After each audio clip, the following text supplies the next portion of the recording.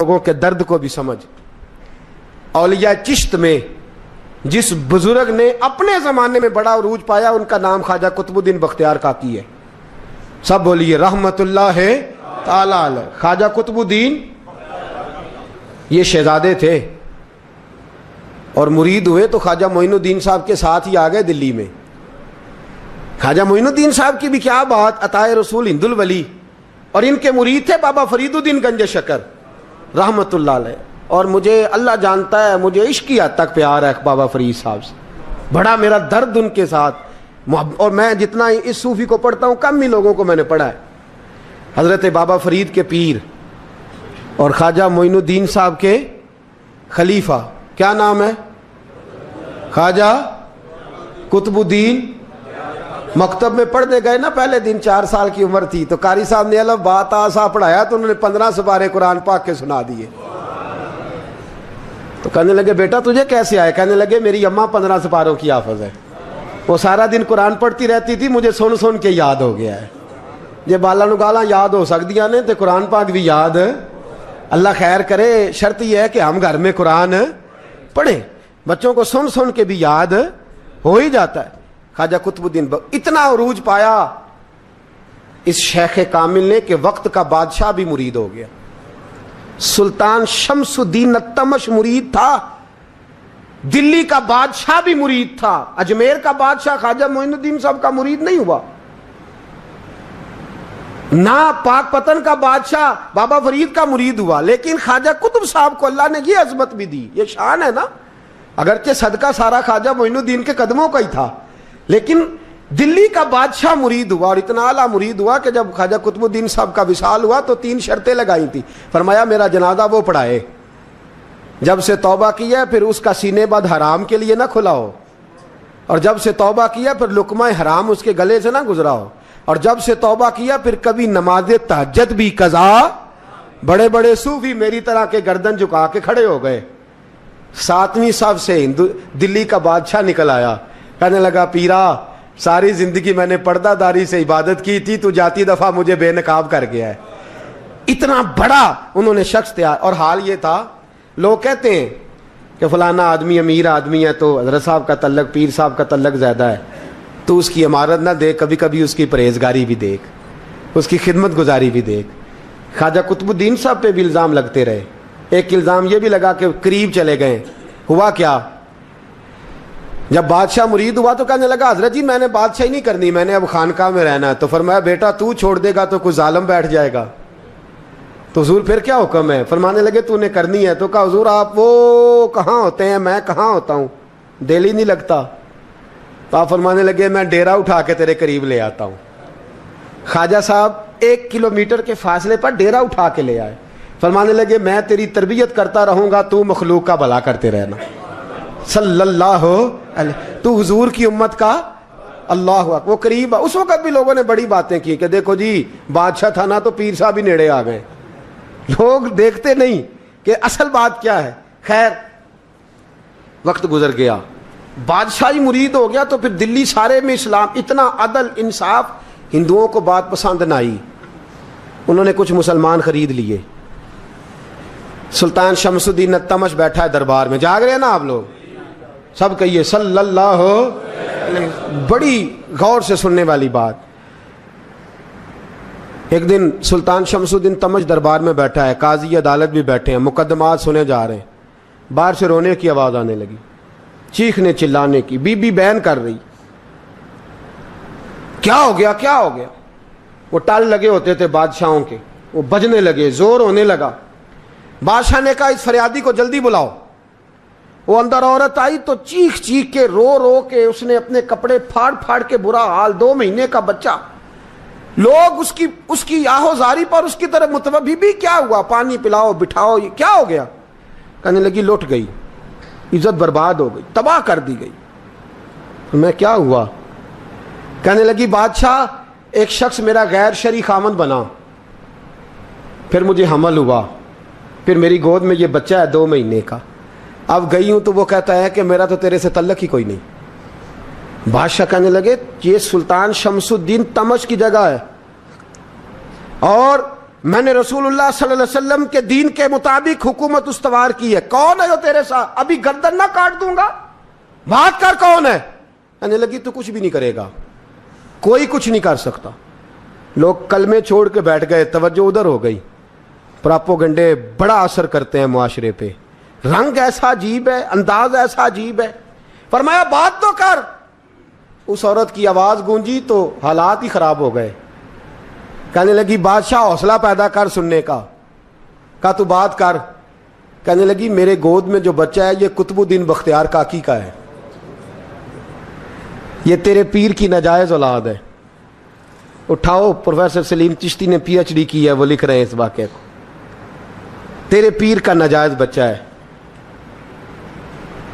ہاتھ کانپنے لگے بادشاہ کے. کہنے لگے یا اللہ کبھی تو قیامت برپا کر دے تو معاملہ ٹھیک ہو جائے, میں تیری زبان کھینچ دوں گا تیری گر. تو نے بات کیسے کی؟ کہنے لگی میں نے کہا تھا نا تیرے اندر حوصلہ نہیں, میری عزت تار تار ہو گئی اور تو پیر بچا رہا ہے. اللہ اکبر. سلطان شمس الدین تمش آسمان کی طرف دیکھ کے کہنے لگے مولا مجھ مجرم کو جس کی برکت سے اٹھا کے تو نے مسجد میں پہنچایا, آج مجھے تو نے کس امتحان میں ڈال دیا؟ یہ کیا رنگ تو نے زندگی کا بنایا ہے؟ کہنے لگی بلا اسے, اڑاب گردن. اللہ اکبر.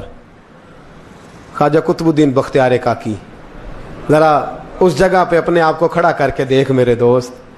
جو شخص دلی کے بازار میں نکلے تو دکانیں بند ہو جائیں, عورتیں گھروں میں گھس جائیں, جس کے نام پر چرچے ہوں دین کے, وہ شخص لاٹھی ٹکاتا ٹکاتا. عرس منانے آسان ہے, ڈھول ڈمکے کر کے گھروں کو جانا آسان ہے, پر ذرا ان کی راہوں کا مسافر تو بن انہوں نے انداز کیا اختیار کیا. حضرت خواجہ قطب الدین بختیار کاکی, خبر پھیل گئی. اتنی شہرت پاکیزگی کی نہیں ہوئی تھی جتنی اس جرم کی ہوئی. لاٹھی ٹکاتے ٹکاتے جب پہنچے نا بادشاہ کے دربار میں, بادشاہ اٹھنے لگا, قاضی اٹھنے لگا, لوگ اٹھنے لگے, تو قطب الدین بختیار کاکی کی آنکھوں میں آنسو آئے. مانے لگے بیٹو بیٹھ جاؤ, آج میں پیر بن کے نہیں آیا, میں مجرم بن کے آیا. اور کہا میرے مالک کا انصاف بھی دیکھو. دلی کا پیر آج دلی کی عدالت میں اپنے نا کردہ جرم کی صفائی دینے آیا. بڑی لاٹھی پہ ٹیک لگائی. دلی کی گلیاں بھی روتی ہیں کہ یہ کیا رنگ, اللہ یہ تیرا کیا رنگ ہے. یہ تے میں گڈی تے ہاتھ ڈور سجن دے, او جنج رکھے اونج رہنا, واجب نہیں جے وچ شریعت, مندہ خسم نو کہنا اے تن میرا کنگھی ہووے. میں زلف سجن دی واواں, پوش میرے دی جتی بن جائے, میں یار دی قدمی آواں. مارو مارو مینوں مار مکاؤ, کوئی یوزر نہ پیش لے آواں, جے سونا ہی میرے دکھ وچ راضی, جے سونا ہی میرے دکھ وچ راضی, تے میں سکھ نو چلے ڈاواں. پر یار فریدا کدی بل پے سونا, یار فریدا جے کدی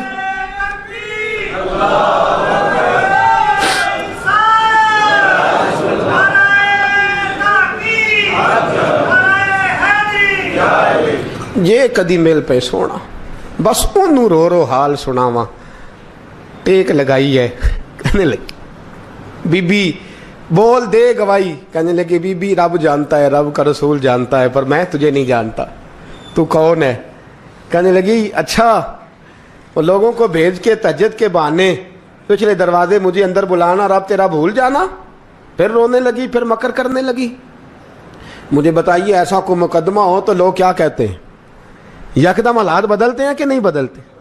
دلی کا ماحول ہی بدل گیا, سارا رنگ ہی بدل گیا. وہ عورت تو ہندو تھی, اس نے تو جھوٹ موٹ کے کلمے بھی پڑھ رکھے ہیں. اللہ اکبر. خواجہ صاحب پوچھتے ہیں گواہ ہے کوئی تیرے پاس؟ تو 4 کلمہ پڑھنے والے کھڑے ہو گئے. اللہ کرے کلمہ پڑھنے والے بکا نہ کریں, آمین تو کہیں. وہ کھڑے ہو کے کہنے لگے ہاں ہم نے آتے بھی دیکھا ہے, جاتے بھی دیکھا ہے. خواجہ قطب الدین صاحب نے نظر عثمان کی طرف اٹھائی, کہنے لگے اچھا جو تیری مرضی, میں گڈی تے ہاتھ ڈور سجن دے, وہ جنج رکھے اونج رہنا ہے, واجب نہیں وچ شریعت, مندہ خسم نو کہنا. کہنے لگے سلطان یار ایک رات کی مہلت نہیں دے دیتا؟ میں سویرے سلطان بھی رو پڑا کہ پیر صاحب میں نوکر اور میں بولتے ہیں اچھا حضور جیسے مرضی. باہر نکلے, خادم کہنے لگا حضور سواری پہ بیٹھ جائیں. مانے لگے نہیں یار آج پیدل جانا ہے. اس دلی کے چونکوں نے مجھے بڑی سلامیاں دی ہے, ذرا میں دیکھوں تو صحیح دلی کے بازار میری رسوائی پہ کیا کہتے ہیں. مجھے ذرا یہ پتھر بھی کھانے دے, ان کا ذائقہ بھی. پیدل گئے, دنیا سو گئی تو دلی کے بادشاہ نے اجمیر کی طرف منہ کیا. خواجہ معین الدین حیات تھے. بے خبر ہو جو غلاموں سے وہ آقا کیا ہے, بے خبر ہو جو غلاموں سے وہ منہ کیا. کہنے لگے معین الدین میں کوئی لوارس تو نہیں نا, میں کوئی لوارس ہوں کہ یہاں جو میرے ساتھ مرضی ہو جائے. تیری مجبوریاں درست مگر تیرا وعدہ تھا ساتھ دینے کا وقت آیا ہے. میں کوئی لوارس نہیں کہ اب تو اجمیر میں بیٹھا رہے اور میں دکھ سارا اکیلے برداشت کروں. بڑھاپے کا مجھے بھی پتہ ہے, کمزوری کا مجھے بھی پتہ ہے, ذوف کا مجھے بھی پتہ ہے, پر تتی تھوڑے تھکڑے کھاندڑیاں, میں بھی تو تیرے نام تو مفت بھی کھاندڑیاں. مجھے بھی تو پتہ ہے نا منم غلام نے علی حیدریم قادریم تمز احمد رضا خامی زنم. میں نے بھی تو اپنا نام نہیں نا جپا, تیرا ہی جپا ہے ساری زندگی. یہ لفظ کہے, کہتے میں رویا. آنکھ لگی تو حضرت خواجہ معین الدین صاحب خواب میں ملے. کہنے لگے قطب الدین میرا انتظار کرنا, میں پہنچ رہا ہوں. میرا انتظار کرنا, میرا انتظار. کیا کہا میاں صاحب نے؟ کہتے ہیں مالی دا کم پانی دینا, پھل کچے ہون یا پکے, اے پیر مرید دے سر تے ہی رہندا ہے, جھوٹے ہون یا سچے. میں آیا, فکر نہ کرنا. حضرت سویرے اٹھے, پھر گئے عدالت.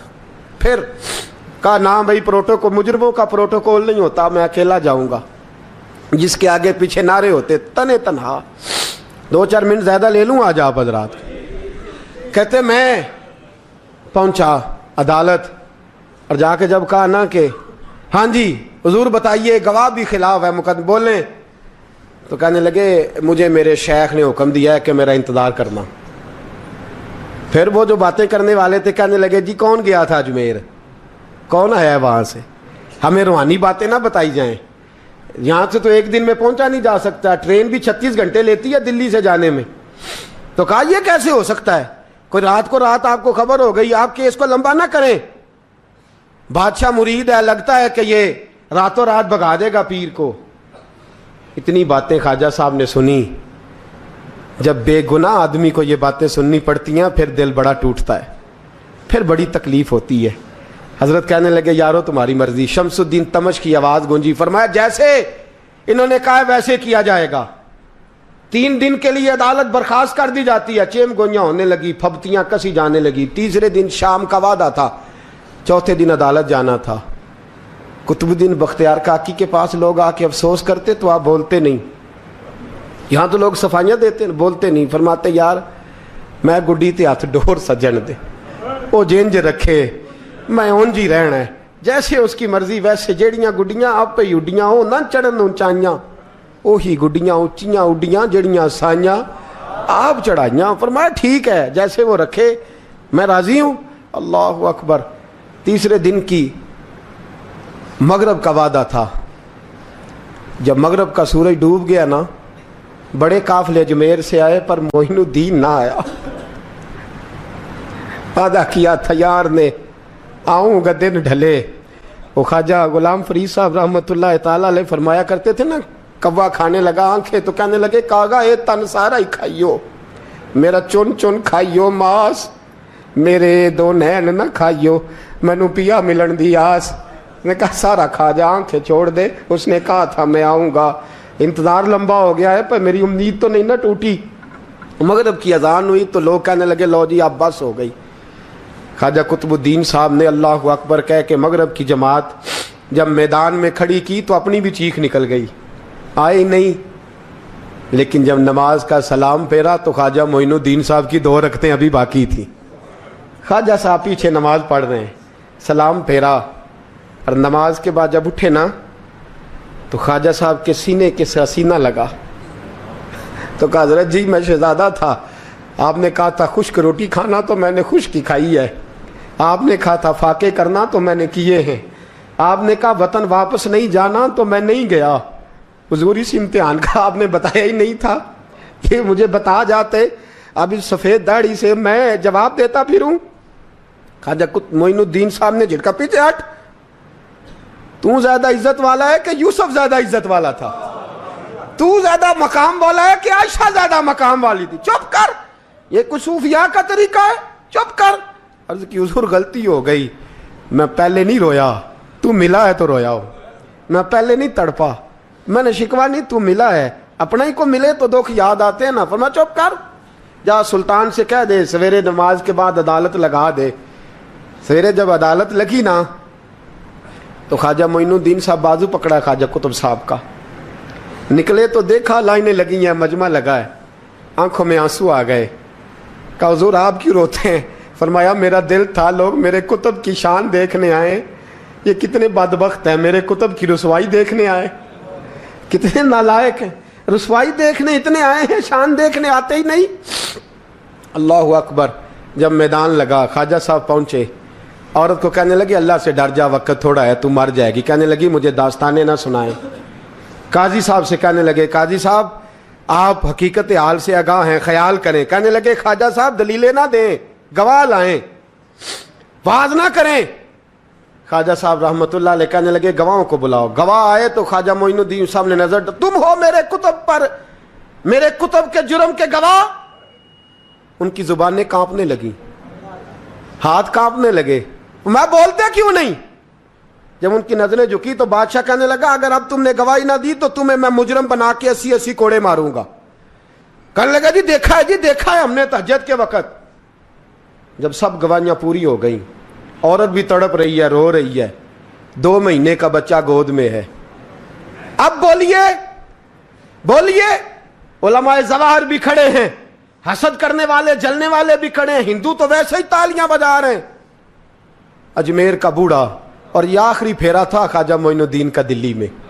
اس کے بعد ظاہراً دوبارہ نہیں آئے. اٹھے لاٹھی ٹکاتے ٹکاتے اور میدان کے اندر جا کے نا, بڑے میدان میں مجمع تھا, سر سجدے میں رکھا. کہنے لگے یا اللہ میں ہندوستان مرضی سے نہیں آیا, تیرے رسول کا بھیجا آیا.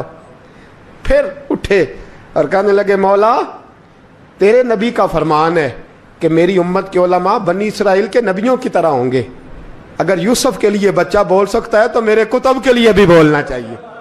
اگر یوسف علیہ السلام کے لیے بول سکتا ہے تو میرا قطب الدین بھی سچا ہے, اس کے لیے. پھر اٹھے, اس بی بی کی طرف بڑھے. لوگ کہنے لگے نہ جانے اب کیا ہوگا. جب اجمیر کے بادشاہ نے, عطا رسول نے, ہند الولی نے, امام الاولیاء نے کپڑا کھینچا اور کہنے لگے وہ بچے تو جانتا ہے نا تیرا باپ کون ہے, 2 مہینے کا بچہ.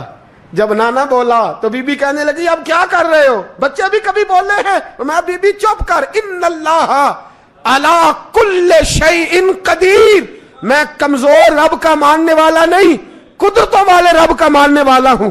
وہ چاہے تو بچے بھی بولتے ہیں. قرآن کہتا ہے حضرت عیسیٰ بولے تھے انی عبد اللہ آتانی الکتاب. مریم بھی تو ولی اللہ تھی, وہ نبی تو نہیں تھی. اگر ولی اللہ بنی اسرائیل کا ہو بچہ بول سکتا ہے, تو اگر ولی اللہ محمد عربی کی امت کا ہو تو بچہ پھر بھی بول سکتا ہے. یوں کپڑا ہٹایا, بچہ بول. 2 مہینے کا بچہ ماں کی گود میں اٹھ کے بیٹھ گیا اور بچہ بول کے کہنے لگا السلام علیکم یا ولی اللہ. جب یہ لفظ ادا کیے تو نعرے لگنے لگے, لوگ رونے لگے.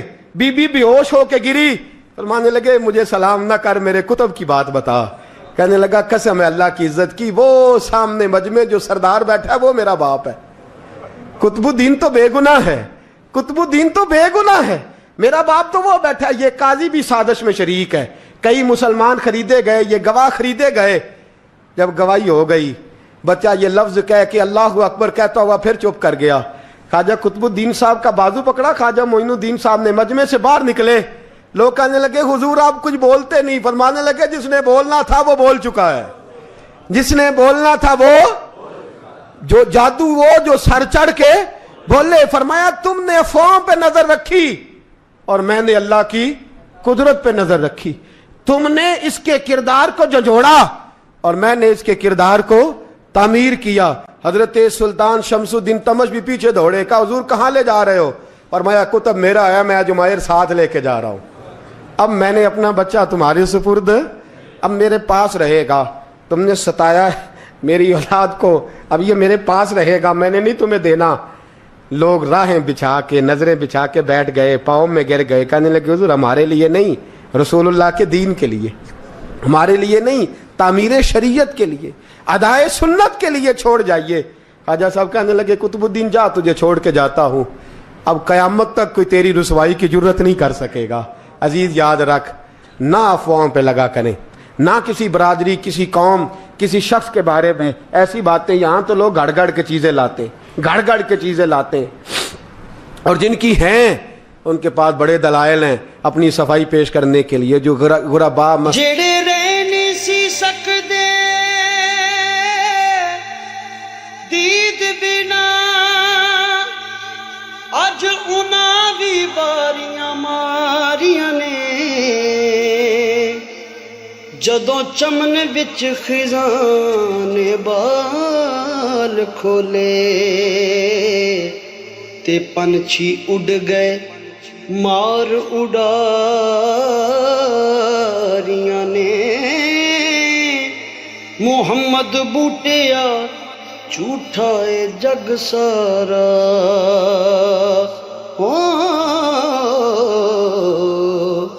کملی والے دیاں سچیاں یاریاں نے.